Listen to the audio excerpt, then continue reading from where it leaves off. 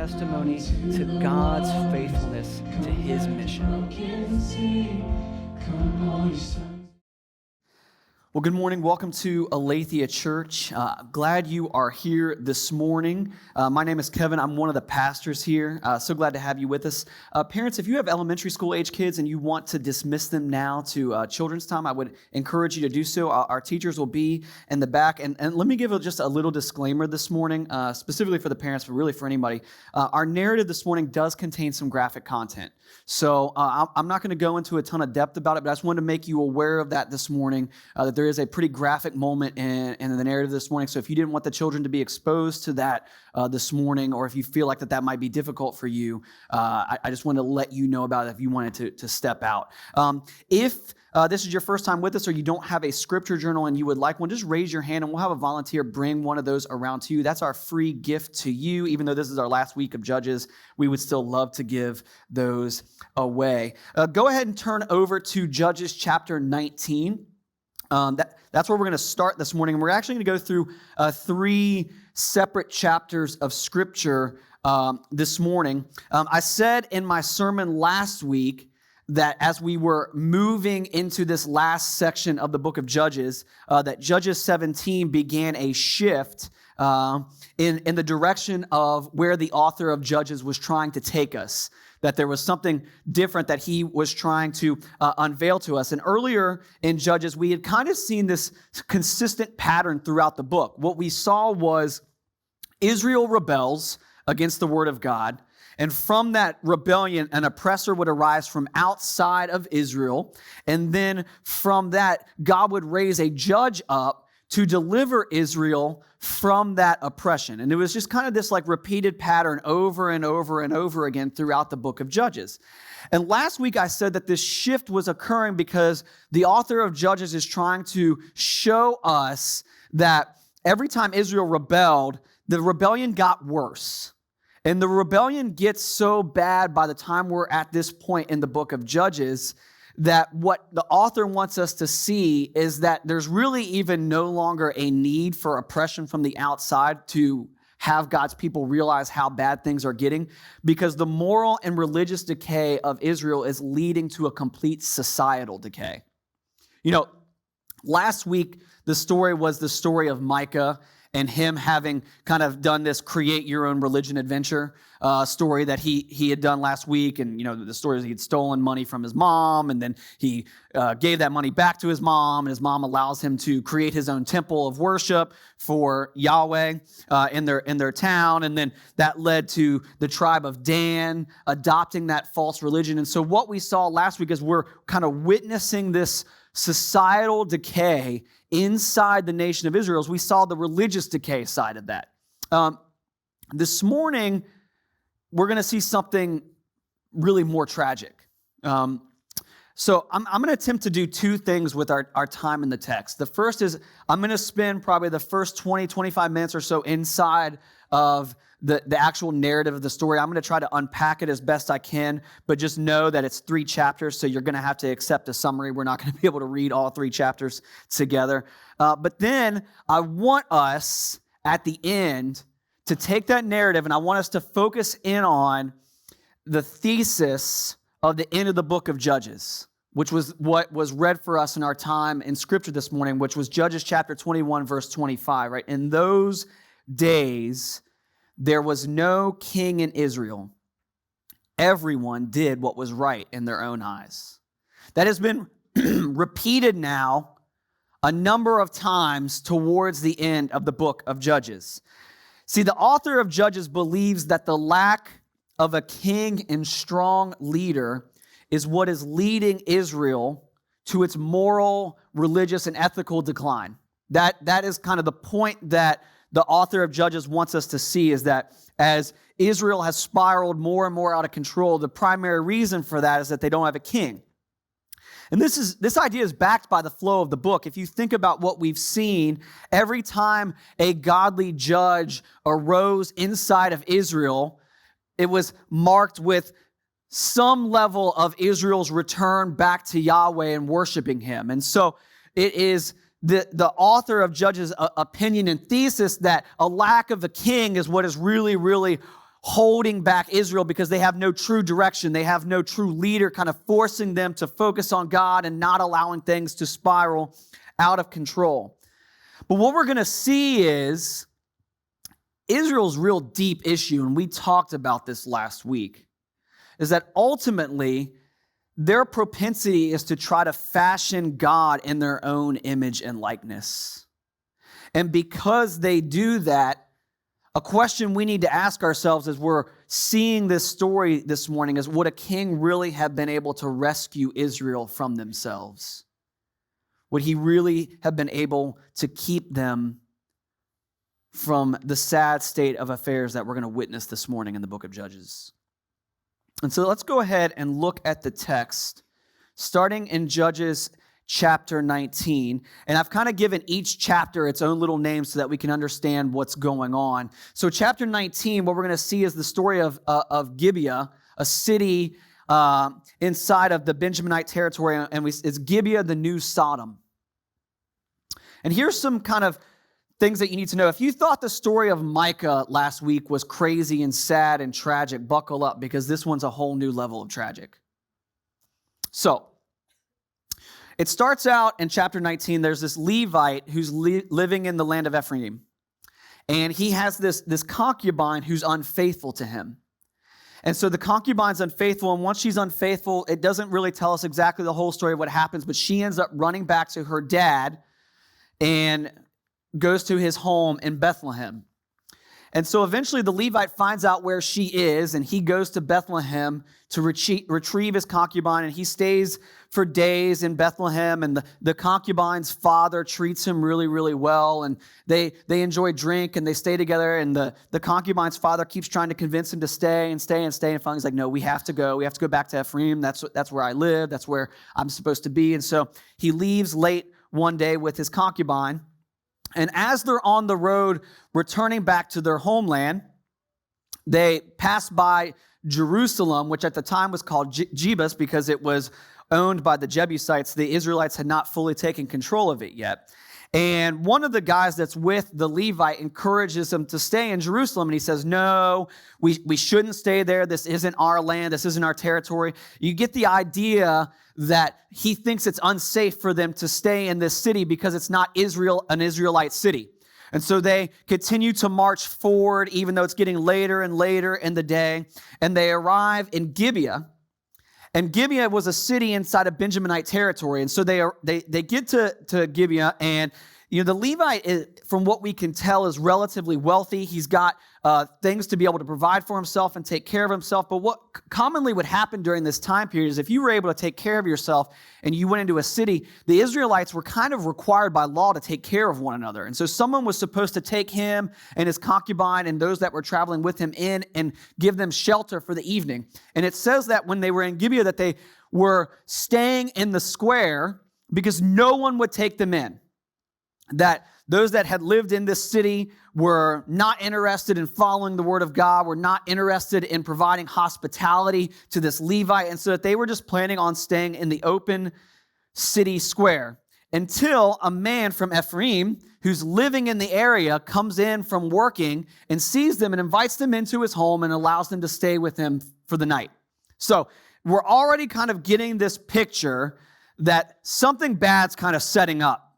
That they wouldn't stay in this foreign city because they were worried about not being taken care of, but then they arrive in Gibeah and they're not being taken care of, and the Benjaminites in particular are not providing any level of hospitality, but there is this Ephraimite who is living in the city who's willing to provide some level of hospitality and care for this Levite and his concubine. And I want you to look starting in verse 22 of chapter 19 with me. We're going to see a horribly sad story begin to be unpacked for us. As they were making their hearts merry. So this is referring to the Levite and the Ephraimite as they're inside this guy's house. They're eating, they're drinking, they're enjoying one another's company. Behold, the men of the city, worthless fellows, surrounded the house, beating on the door. And they said to the old man, the master of the house, bring out the man who came into your house that we may know him. Now that is English translation for they wanted to rape him. And the man, the master of the house, went out to them and said to them, "No, my brothers, do not act so wickedly, since this man has come into my house. Do not do this vile thing. Behold, here are my virgin daughter and his concubine. Let me bring them out now, violate them, and do with them what seems good to you. But against this man, do not do this outrageous thing." But the men would not listen to him. So the man seized his concubine and made her go out to them. And they knew her and abused her all night until the morning. And as the dawn began to break, they let her go. And as the morning appeared, the woman came and fell down at the door of the man's house where her master was until it was light. So here you have the men of this city who have already displayed that they have no desire to follow God. To not do even the most basic of things that God would ask his people to do, which was provide hospitality to one who was sojourning through their land. And then the real depth of their wickedness begins to be unveiled before us. Right? They come and they want to rape this Levite man who's traveling through their town. They try to stop him, but the men continue to press on the door, and eventually the man sends out his concubine. And for those of you that are sitting there wondering, why in the world would he do this? I don't know. I do know that she cheated on him, and so maybe part of his anger kicked in there. I don't know. But he sends his concubine out, and I think this is important to remember because it's going to be easy to focus on the Benjaminites in this story and see their wickedness, but there's plenty of wickedness to go around in this story, guys. And this Levite sends her out. They rape her, they murder her, and they leave her body at the door when they're done with her. And the next part of the story is equally tragic because the Levite gets up the next morning and he sees his concubine at the door and he tells her to get up and she doesn't move and he realizes that she's dead. And it says he just simply picks her up, puts her on the back of a donkey, and takes her back to Ephraim with him. And then, once he arrives home, the end of chapter 20 says that he cuts her body into 12 equal parts and sends them out to the various tribal leaders of Israel to show what had happened.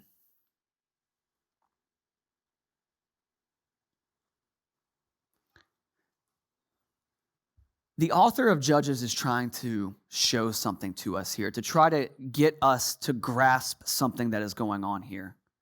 That the growing godlessness inside of Israel is leading to a complete moral and societal decay of God's people. And the parallels with this story in Judges chapter 19 can be compared directly with Genesis 19. That's the story of Sodom. If you're familiar with that story, right before then, the angel of the Lord and two other messengers had appeared to Abraham and told him that they were heading to bring judgment on Sodom for what had happened and their wickedness. And you remember this story where Abraham basically pleads with the messenger of the Lord saying, hey, if you find anyone righteous there, will you spare the city? And eventually he says yes, but as we come to find out, there is no one righteous in that city. And in Genesis 19, the angels end up arriving in Sodom and they find Lot, who is related to Abraham, and he takes them in, and in the same way that the men of Gibeah try to rape the Levite man who is in their city, the men want to do the same to these messengers in Sodom, and Lot tries to give his two virgin daughters to appease the passions and the wickedness of these men inside of Sodom. But in that story, instead of those two daughters being raped and violated by the men of that city, the angels instead strike the mob with blindness and rescue Lot and his daughters from the city.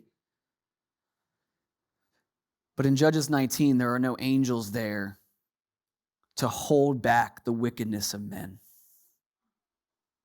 And the concubine dies, and the Levite sends out pieces of her corpse to show Israel what it has become. The author of Judges' point is quite clear to any that would be reading this, especially those that would have grown up in Israel. Gibeah has become the new Sodom, and their wickedness has reached a level the likes of which have not been seen since the day God had utterly destroyed this city. Failure to follow Yahweh, to worship him as he has commanded them, to follow his law, has not just led to the oppression from other nations, but has led to a complete internal and moral decay inside of Israel. I mean, pause and think for a minute, guys. What level of overall pervasive wickedness would have to have occurred inside of society to allow something like this to go on? For men not to stand up to the wickedness of these other men. For women to have to continue to tolerate it, to allow it to get to this point. This is not just a few men inside of a city who are allowing their passions and their sinfulness to have become completely out of control. They are a symptom of a complete societal breakdown and decay.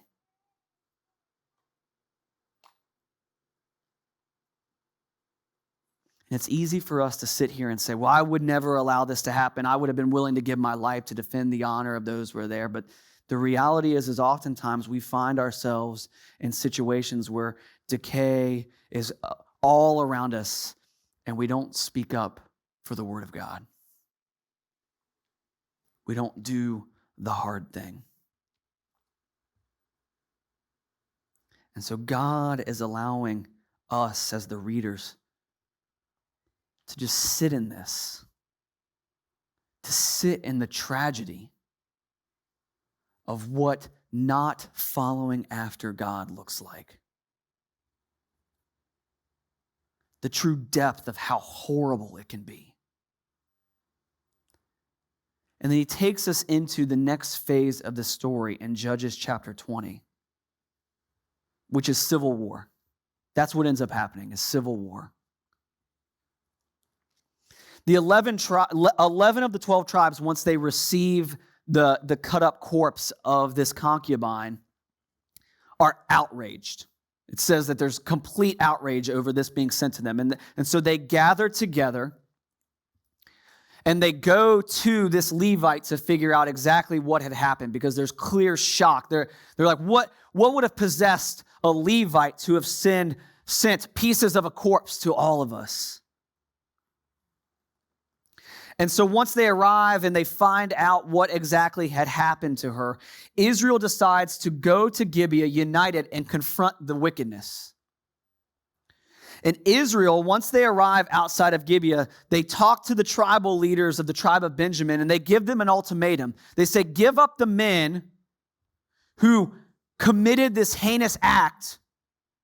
Give them over to us that we might give them justice, that we might see God's justice done. So you begin to see that it was like, finally, it took something this horrible to wake Israel up and realize how bad things really were. And so they arrive outside of Gibeah and they say, we're gonna confront you. We're gonna confront this wickedness. We're gonna bring justice to what has happened here. And the tribal leaders of Benjamin, instead of giving these men up, say, no, we're not giving them up over to you. You can't tell us what to do. Do you see the tribal factions that have now formed with this wickedness? Like, well, those are our brothers. Who cares what they did? We're still going to support them no matter what until the end. And so civil war breaks out. And it records there in Judges chapter 20 that there are roughly 26,000 Benjaminites versus 400,000 Israelites. That's what we're up against here. So you would think, just by common sense, that the Benjaminites would have been like, this is not a great idea. Maybe we shouldn't do this. And yet they are resolved to protect their own people at all costs. And so war breaks out.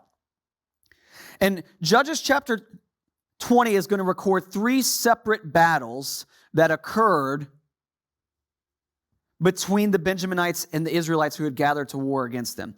And there's a consistent pattern in the battles. Israel actually brought the high priest with them when they're going to war with Benjamin. So there's like this moment where the level of wickedness that had occurred inside of Israel wakes Israel up to start doing some things that it was supposed to have been doing all along. And it says that they inquire of God whether they should go to battle or not. And it's really interesting because each time they inquire of God in the first 2 battles, God just says something very specific to them. Yes, go to battle. And so in the first battle, he says that Judah is supposed to go first. And so Israel arranges itself to battle, and they go out to battle the first day, and Israel is routed. They lose 22,000 men in the first day of battle. And so they weep and they mourn and they retreat. And Benjamin's sitting there like, we told you not to mess with us. And so the second day approaches. And once again, Israel inquires of God. They say, God, should we go to battle against our own people again? Do you want us to do this? And God responds, yes, go to battle. And they go to battle, and Israel loses another 18,000 men in battle that day. They are completely routed. And so at this point, there's more weeping, sorrow. You can feel the tension for the Israelites. They're like, we're trying to execute justice. You're telling us to go to battle. Why are you allowing us to be routed so easily by the Benjaminites? So they step back, they weep, they mourn, and then on the third day, they stand up again, and they go to him again. And I want you to see, starting in verse 27 of Judges chapter 20, what happens. And you'll notice maybe a few differences on this third day, but look at this. And the people of Israel inquired of the Lord, for the ark of the covenant of God was there in those days. And Phinehas, the son of Eleazar, the son of Aaron, ministered before it in those days, saying, shall we go out once more to battle against our brothers, the people of Benjamin, or shall we cease? And the Lord said to them, go up, for tomorrow I will give them into your hand. So Israel set men in ambush around Gibeah, and the people of Israel went up against the people of Benjamin on the third day, and set themselves in array against Gibeah, as at other times. And the people of Benjamin went out against the people, and were drawn away from the city. And as at other times, they began to strike and kill some of the people in the highways, one of which goes up to Bethel, and the other to Gibeah, and in the open country, and about 30 men of Israel. And the people of Benjamin said, they are routed before us as at the first. But the people of Israel said, let us flee and draw them away from the city to the highways. And all the men of Israel rose up out of their place and set themselves in array at Baal Tamar.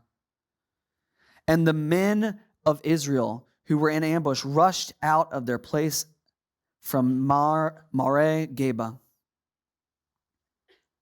And there came against Gibeah 10,000 chosen men out of all of Israel, and the battle was hard. But the Benjaminites did not know that disaster was close upon them. And the Lord defeated Benjamin before Israel, and the people of Israel destroyed 25,100 men of Benjamin that day.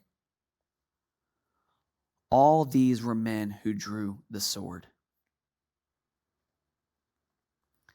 You'll notice that God says something to the Israelites at the start of this third day that is a little bit different than the previous day. He tells them to go up to battle, but then he says this, I will give them into your hand.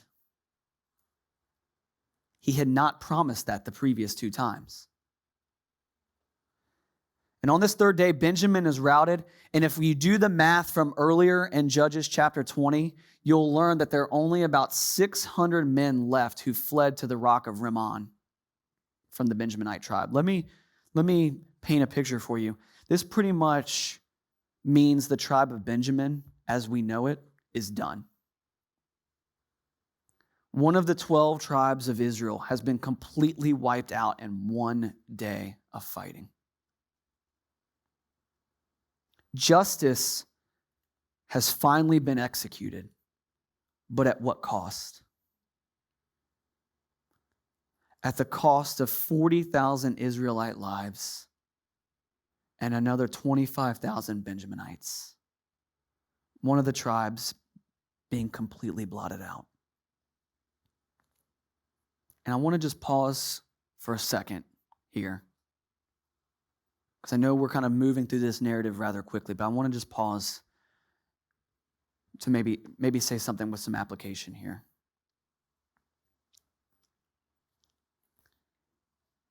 Justice God's way is costly. It always is.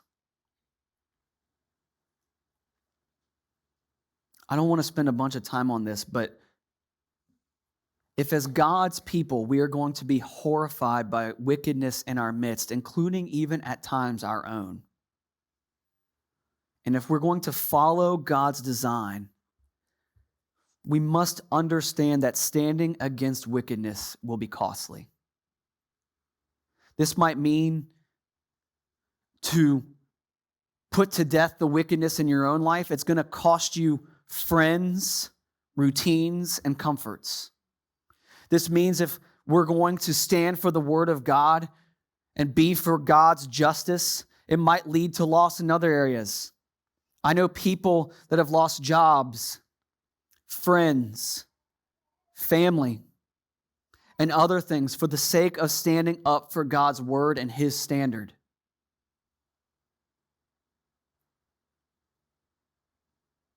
But my encouragement to you would be this: God's justice is worth it. And if you're like, I've been told this at times, and I just feel led to remind you, Pastor, you don't understand. Like if I demand this, I'll lose my parents. I won't have friends anymore. I'm going to lose my entire friend group. Like you just don't understand what the cost is. And I would say, maybe I don't.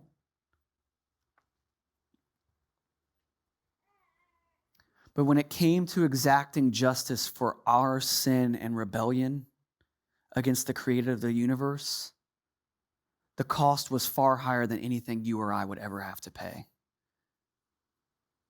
It cost the life of God's own Son. And yet He was willing to lean into that, to deliver us and see justice brought forth. And as God's people, God encourages us to follow His example, no matter what the cost might be. And what I want us to see as we transition into chapter 21 is that Israel has paid this heavy, heavy cost to see justice restored to Israel, to see God's justice enacted. But what you're going to see then is that they're going to move from paying this incredible penalty to see this justice brought forth, and then they're not willing to see it through, and they begin to compromise. Look at chapter 21 with me. Benjamin is now destroyed. For all intents and purposes, they don't exist anymore as a tribe in the nation of Israel. And Israel actually enters into mourning over this, which I think is actually, if you stop and pause and think about it, it's really beautiful. They were brought to do something that they knew they had to do, but it doesn't mean that they found it easy. And they mourn over the loss of their brothers. And then they begin to start saying, well, how can we fix this? And you'll notice that they don't ever consult with God on this.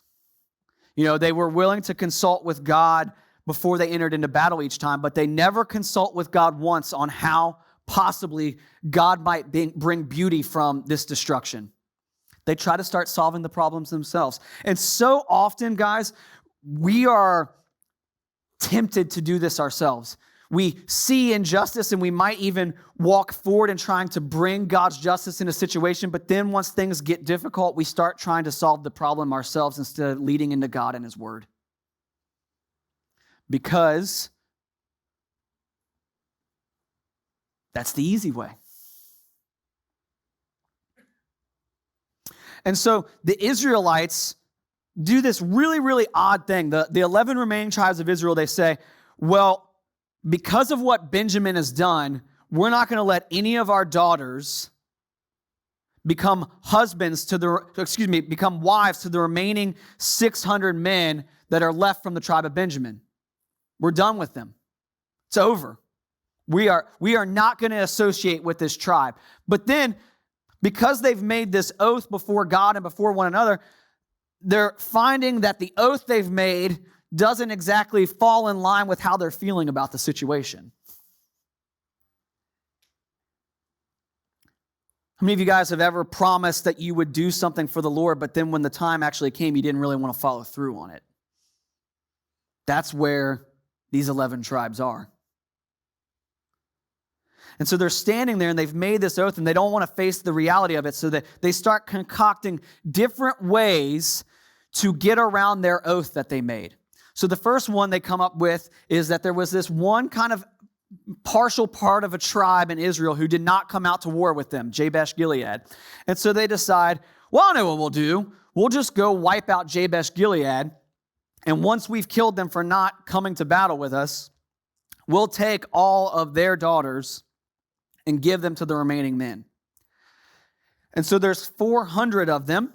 And they take them and give them to Benjamin, and they make a truce with Benjamin. But Benjamin basically responds and says, hey, there's 600 of us and 400 of them. This doesn't add up. This is not a good recipe for population regrowth. This isn't going to work. And so Israel then concocts this crazy plan to get around the oath that they had all made to one another. Because none of the fathers could give their daughters to a Benjaminite man in marriage. So this is what they say. Yearly, there's a dance and a celebration that occurs at Shiloh, and the unmarried virgin daughters would go out and they would dance in the fields outside of Shiloh to celebrate the harvest and what God had done. So when the daughters are dancing, here's the plan they concoct. The Benjaminite men who are unmarried are allowed to hide out in the fields and go and just steal the women. Because that way, if they're stolen, technically the fathers didn't give them away. Now, you concocted the plan, so technically you are. You're just doing it in a truly wicked way so that you don't have to face any of the consequences in the oath that you took. See how their compromise has grown, their unwillingness to have to deal with the reality of dealing justice is forcing them to compromise more and more and creating more and more issues for them. And look at verse 23 with me in chapter 21. And the people of Benjamin did so and took their wives according to their number from the dancers whom they carried off. Then they went and returned to their inheritance and rebuilt the towns and lived in them. And the people of Israel departed from there at that time, every man to his tribe and family. And they went out from there, every man to his inheritance. Story ends. Compromise after compromise after compromise.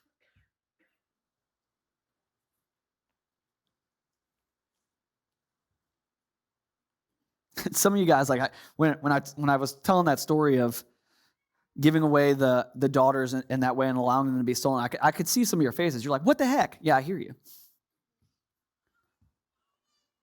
Again, we see men doing their own thing, choosing their own forms of justice and reconciliation, and being unable to deal with the consequences and reality of it.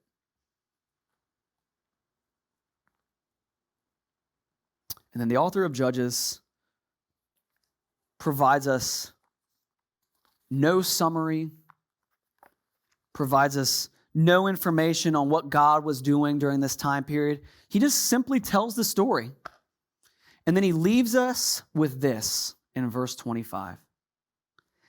In those days, there was no king in Israel. Everyone did what was right in their own eyes. See, what the author of Judges wants us to see is when we try to become the arbiters of what is right and wrong, you can expect complete moral decay to exist. Because man will continue to compromise, and men will continue a cycle of wickedness over and over and over. Now, in two books after we finish up the book of Judges here, right? You arrive at 1 Samuel. And you see in 1 Samuel that Israel demands a king because they view this as the reason for all of their trouble. They look to the nations around them and they say, oh, well, the nations around us have a king, and that's why we're struggling. There's no centralized authority overseeing us. If we just had a king, all this stuff wouldn't happen. Benjamin wouldn't have gone astray, and we would be doing what God told us to do. If we just had a king, we need a king. Give us a king. And Samuel pushes back on them and tells Israel, you have a king. You've always had a king. Yahweh is our king. God has been our king from the beginning. You've always had him. That Yahweh has been Israel's king this entire time, that he had made them a people when they were not a people, that he had led them out of Egypt when they were slaves to Pharaoh, that he had given them the promised land that he had promised to their first father, Abraham, as he had come out of the Ur of the Chaldeans.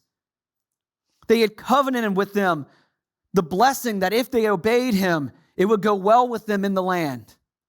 That God had been their king this entire time. They just didn't want to follow him. And Israel still does not want to follow that king. They wanted to do what was right in their own eyes. Like their first parents, Adam and Eve, instead of trusting and following God and his goodness, they wanted to be like God, deciding what was good and evil.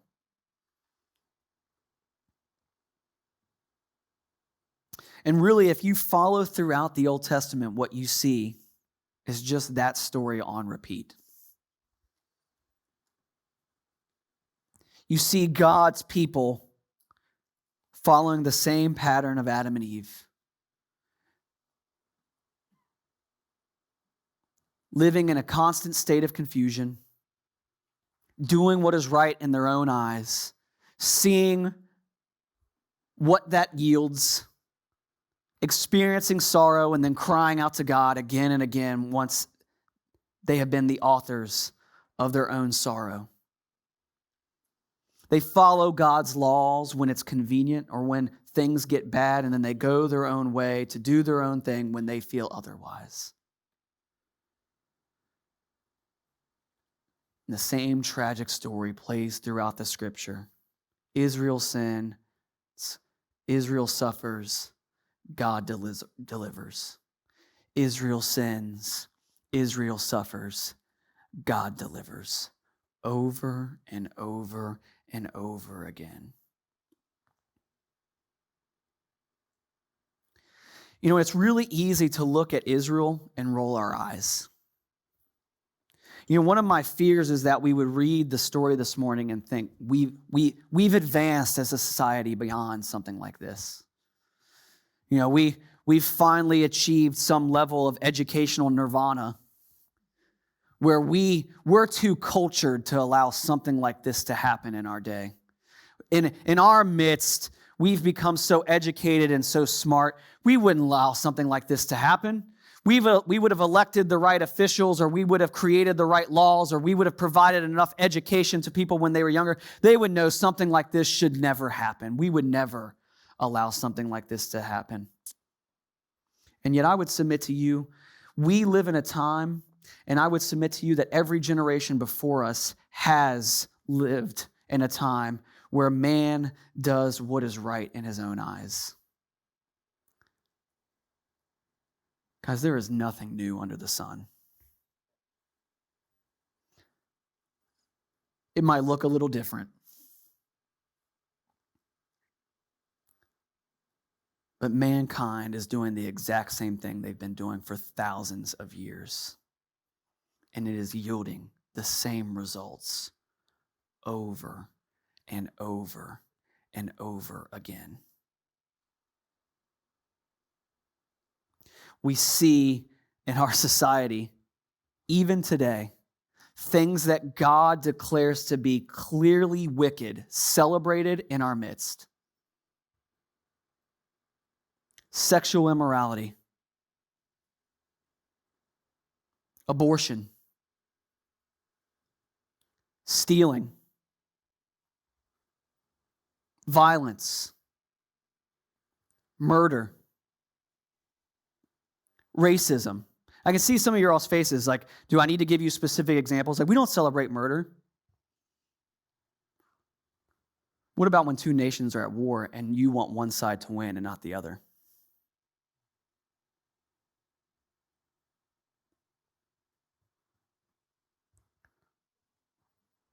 Economically, allowing people to be taken advantage of, specifically the poor.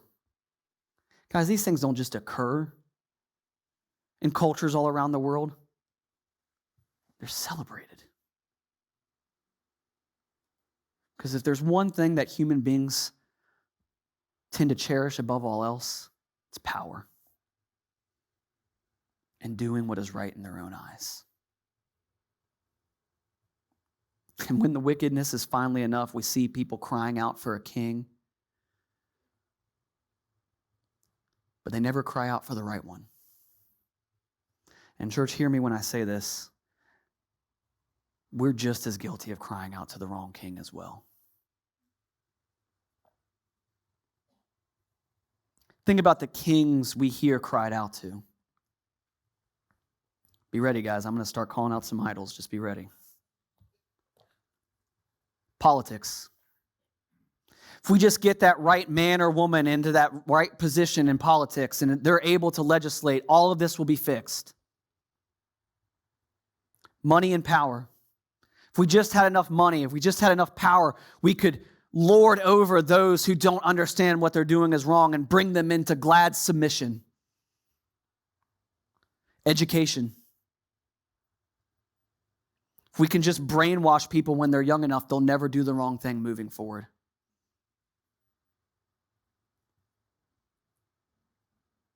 The list could go on and on and on.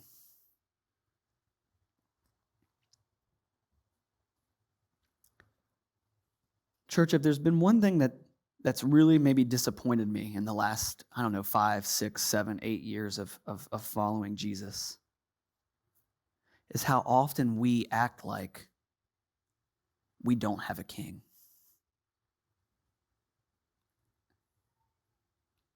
And so we try to install some false one over us. And hear me when I say this. Like Israel did in the days of the judges, we have a king. And he is far better than any king you could possibly imagine. I love when I'm talking to somebody about politics. Jackie's not, but I love it. And they'll just be like, well, what kind of government do you agree in? I'm like, I'm a monarchist. They're like, you believe in a monarchy? Yes, I do. As a matter of fact, I already follow my king. And he's the greatest king you could possibly imagine.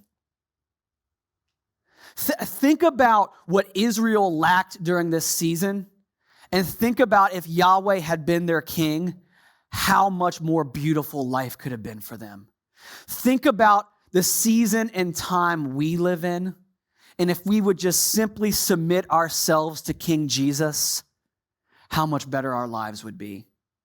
Guys, think about King Jesus for a minute. I've got 5 things I want to point out to you about King Jesus. King Jesus is truth. Right? John 14, verse 6. Jesus said to him, I am the way, the truth, and the life. No one comes to the Father but through me. Think about how much our society argues over what right and wrong is. We don't need to worry about that. Jesus is like, I am the truth. You want to know what's right in a given situation? I am. You don't need to debate it. You don't need to try to figure it out. It's me. I am truth. Follow me. Second point. We live in a time where we see brokenness all around us and we want release from our burdens. Jesus actually delivers us from them. Matthew chapter 11, verses 28 through 30. Look at what Jesus promises to his followers. Come to me, all who labor and are heavy laden, and I will give you rest. Take my yoke upon you and learn from me. For I am gentle and lowly in heart, and you will find rest for your souls. For my yoke is easy and my burden is light. See, Jesus' promise to us is we don't have to try to be like the Israelites, figuring out what to do with the tribe of Benjamin. That Jesus will lead us through everything. That we don't have to try to work and bring justice and do everything ourselves in our own power and our own thinking and our own way of doing things. This doesn't mean that we don't get to partner with him at times. But we don't have to try to have all the answers. That he has done it for us.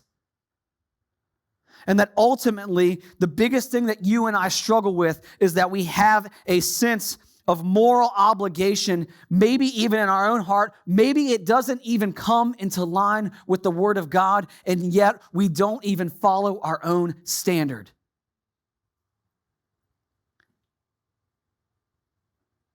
And Jesus' promise to us is that we don't need to take up our own yoke.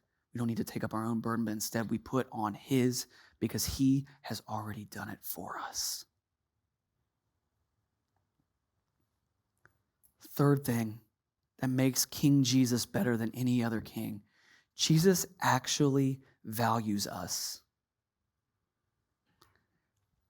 I don't know who needs to hear this morning.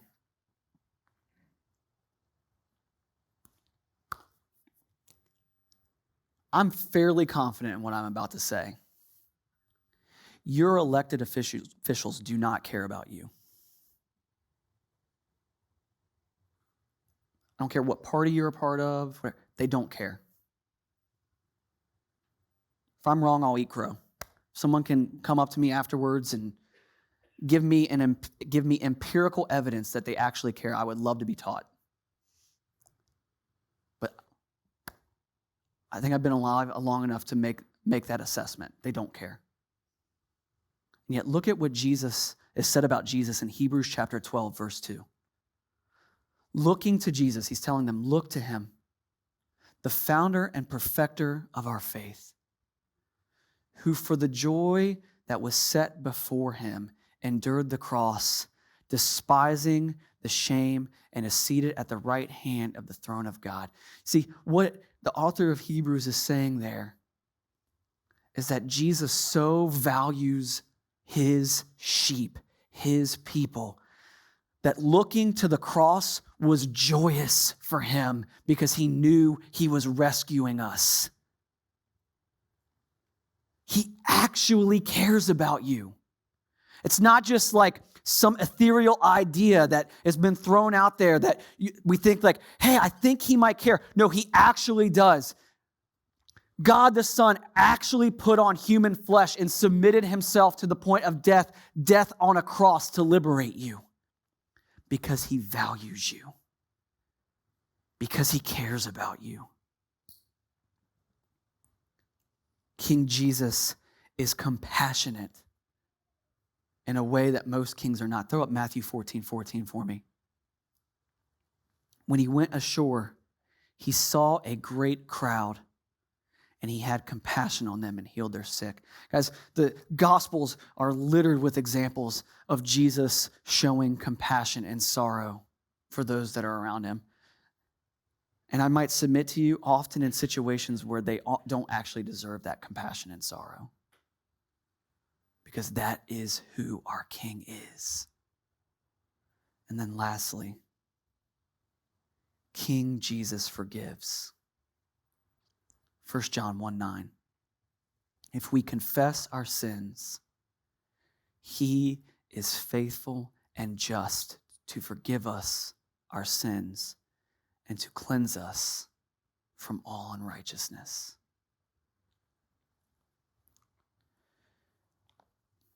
Church, we can run to the world to try to fix ourselves, to solve our problems, to demand justice, or we can run to King Jesus. And sometimes that might mean we don't do anything at all,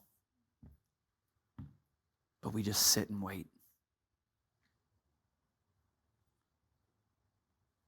King Jesus, the deliverer, the one who satisfied God's wrath, delivered us from sin, and gives new life.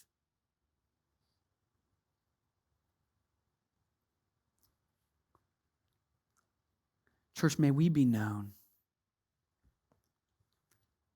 for what Israel was not known for. Running to their king. Trusting their king. I think one of the greatest compliments I've ever heard a non-Christian give churches that I've been a part of. I say, hey, I'm a pastor at this church called Aletheia. Have you ever heard of it? Yeah, I've heard of it. Oh, okay. Are you a Christian? No, it's not really my thing or whatever else. Gets talking but I know those people, man, they're kind of crazy about Jesus. Yes. Maybe even certifiably insane. Label it. I want that diagnosis. That I'm so enthralled with the King of Kings that my life is forever changed. So here's how we're going to respond this morning. We're going to go to King Jesus. No matter where you're at in here this morning, whether you've been a believer for 50 years or you're in here this morning and you're not a believer,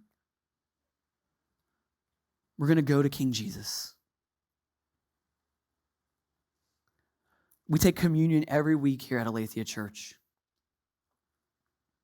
If you are a follower of Jesus here this morning, you can, after I'm done praying, go and grab the elements, go back to your seat. And I want you just to take a moment during the band's playing to just repent of sin, confess that sin before the King of Kings, and know that he is faithful to forgive you.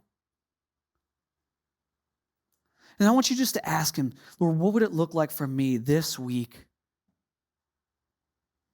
to bring my life in line with you as King? What would it look like? And start doing that. If you're not a follower of Jesus here this morning, you got nothing to lose. Pray and ask that question. God, if you're real, what would it look like for me? How would my life look different if I were to start following you as King?